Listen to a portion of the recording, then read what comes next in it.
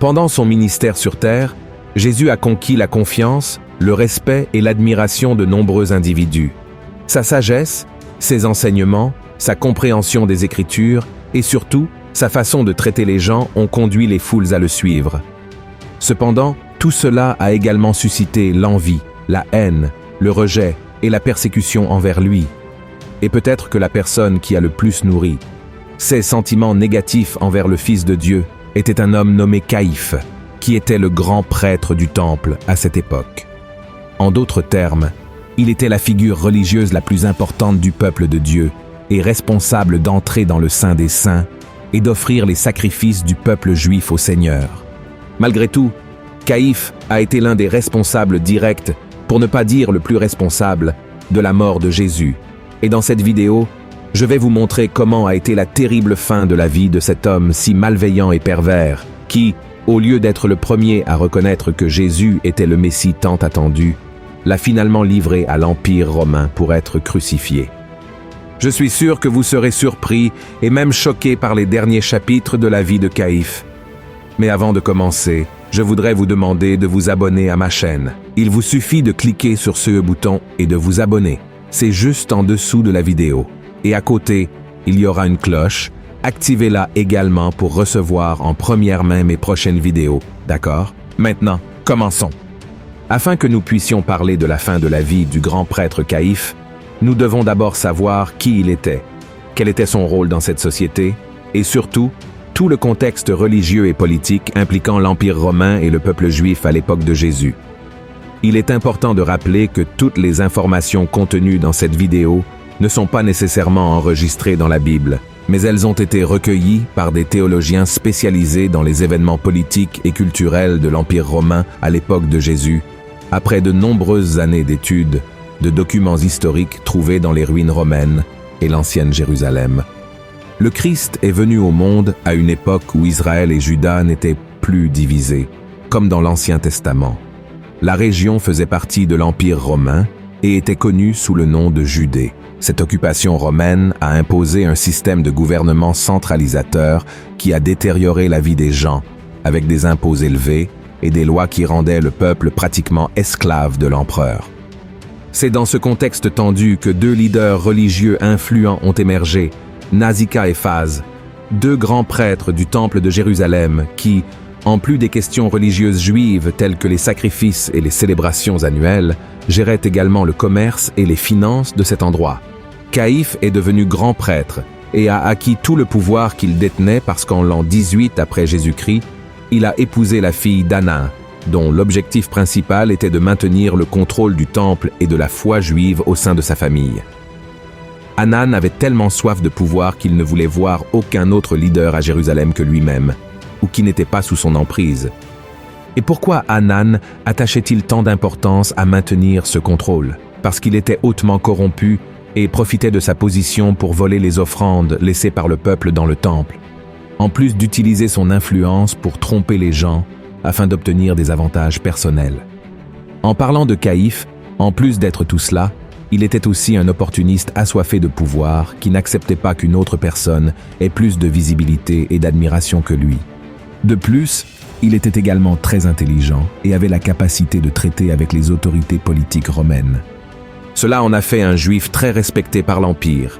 Le fait est, frères et sœurs, que Caïphe et Anan n'aimèrent pas la façon dont les Romains gouvernèrent la Judée, mais ils avaient peur de perdre leurs privilèges. C'est pourquoi ils agissaient selon la volonté de l'Empire.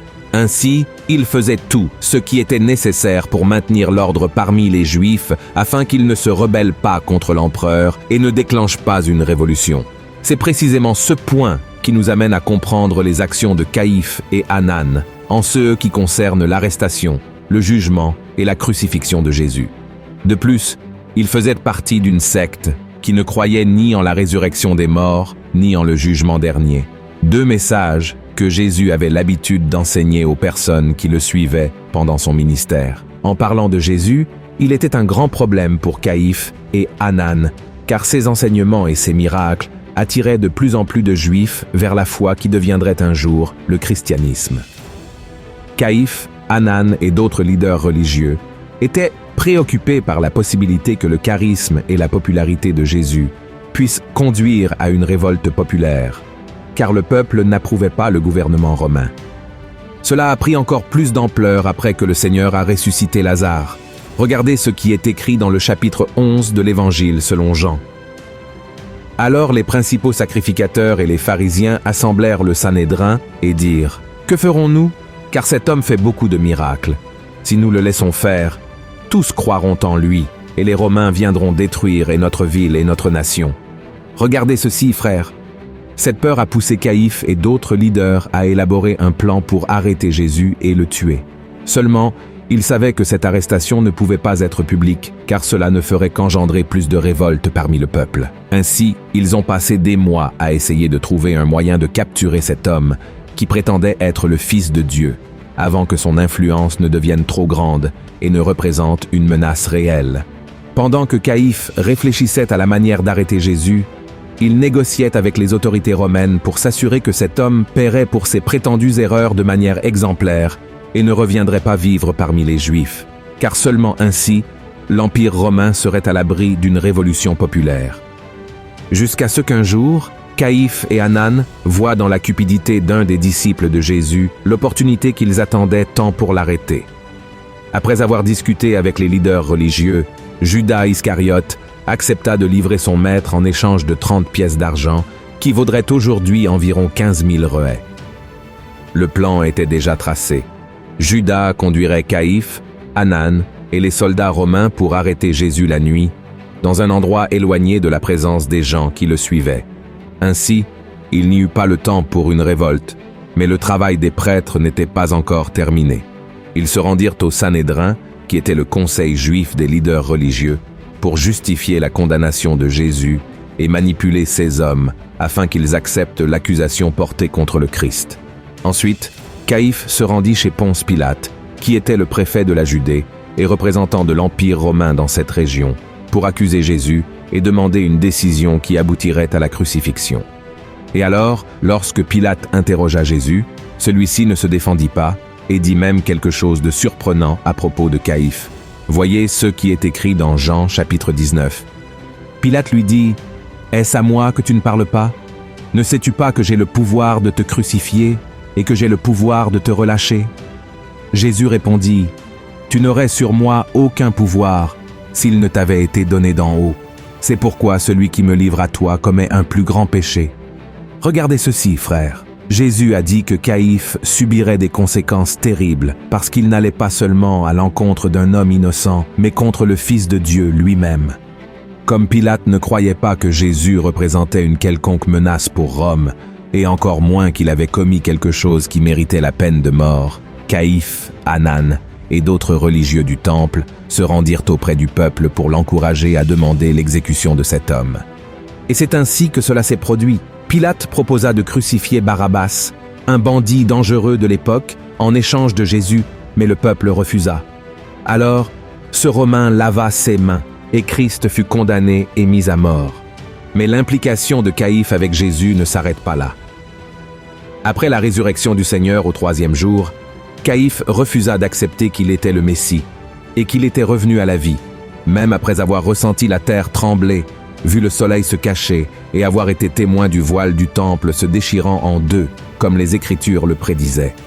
Tout ce déni n'avait pas seulement à voir avec le fait que Caïphe ne croyait pas en la résurrection des morts, mais parce que cela signifierait un défi à son autorité, et surtout, parce que cela ébranlerait les fondements de la foi des gens, en ouvrant leurs yeux à la vérité que le Christ prêchait toujours lorsqu'il était sur terre. Cependant, Caïphe et Anan ne sont pas restés seulement dans la négation de la résurrection de Christ. Ils ont également persécuté, arrêté, torturé et même tué ceux qui prêchaient que le Messie était venu, s'était livré et était revenu à la vie. Parmi ces victimes des leaders religieux juifs se trouvait un homme nommé Étienne, l'un des premiers diacres de l'Église primitive, qui fut lapidé en public pour déclarer sa foi en Jésus. Mais ce que Caïphe n'imaginait pas, c'est que ces jours de gloire et de pouvoir étaient sur le point de prendre fin. À propos de 3 ans après la mort et la résurrection de Jésus, l'Empire romain aurait découvert qu'il utilisait sa fonction pour détourner de l'argent du temple et tirer profit des impôts prélevés sur les Juifs. Ainsi, il aurait été destitué de sa fonction en Judée, jugé et condamné par l'Empire romain. Des personnes étudiant des documents historiques de cette époque pensent que Caïphe aurait été condamné à mort car ses actes étaient considérés comme une trahison grave envers l'empereur. Cependant, avant d'être emmené à Rome pour entendre sa sentence, Caïphe aurait été fouetté par les soldats de l'Empire et, pendant le voyage vers la capitale, il aurait succombé à ses blessures. Quant à Anan, lui aussi aurait connu sa fin quelques années plus tard, subissant de grandes souffrances aux mains des Romains. Dans les années 1990, des archéologues israéliens auraient découvert un ossuaire appartenant à Caïphe et à des membres de sa famille, confirmant son existence et son rôle en tant que chef de la religion juive au 1er siècle après la naissance de Jésus. Frères, nous ne pouvons pas affirmer avec certitude absolue que c'est vraiment ainsi que se sont terminées les vies d'Anan et de Caïphe. Comme je l'ai dit au début de cette vidéo, une partie de ces événements que nous avons vus se trouvent effectivement dans la Bible, tandis que d'autres sont présents dans d'autres livres et documents de cette époque. Ce qui est certain, c'est que Caïphe était un homme cruel, un homme qui a été utilisé par Satan pour condamner Jésus. Oui, nous savons que la mort de Christ était déjà prophétisée dans l'Ancien Testament, plus de 1000 ans avant qu'elle ne se produise. De plus, elle était nécessaire pour notre salut, car sans la croix de Christ, nous ne serions pas là à en parler. Cependant, cela n'enlève pas à Caïphe, Anan et à tant d'autres hommes qui ont persécuté Jésus la responsabilité et le poids de sa mort. Tous, sans exception, sommes venus au monde avec un libre arbitre qui nous permet de choisir le chemin que nous suivrons. Si nous choisissons le chemin du bien, nous récolterons de bons fruits. Mais si nous décidons d'emprunter des chemins mauvais, les fruits qui nous parviendront seront des fruits de mort. Alors, devant cela, je te pose la question. Quel genre de fruits as-tu récemment produit? La parole de Dieu, à plusieurs reprises, compare le chrétien à un arbre fruitier qui doit produire de bons fruits. En effet, dans Matthieu chapitre 7, verset 19, Jésus a dit que tout arbre qui ne produit pas de bons fruits est coupé et jeté au feu. Une chose importante à souligner est que ce n'est pas la religion qui te sauvera. Rappelle-toi qu'Anan et Caïphe étaient des sous-prêtres, c'est-à-dire des leaders de la foi du peuple de Dieu. Ils occupaient la fonction qui avait été autrefois celle d'Aaron, le frère de Moïse, et de ses fils, mais rien de tout cela n'a pu les sauver car ils n'ont jamais eu une véritable rencontre avec Jésus. Ils ont entendu Jésus prêcher, ont été témoins de guérison, de miracles et même de résurrection, mais malgré tout, ils n'ont pas voulu se soumettre au roi des rois. Ainsi, mon souhait aujourd'hui est que tu demandes au Saint-Esprit de te révéler qui est vraiment Jésus et ce qu'il représente dans ta vie. Amen. Si tu as apprécié ce message, partage-le avec tes amis, ta famille et abonne-toi à ma chaîne. Que Dieu te bénisse puissamment.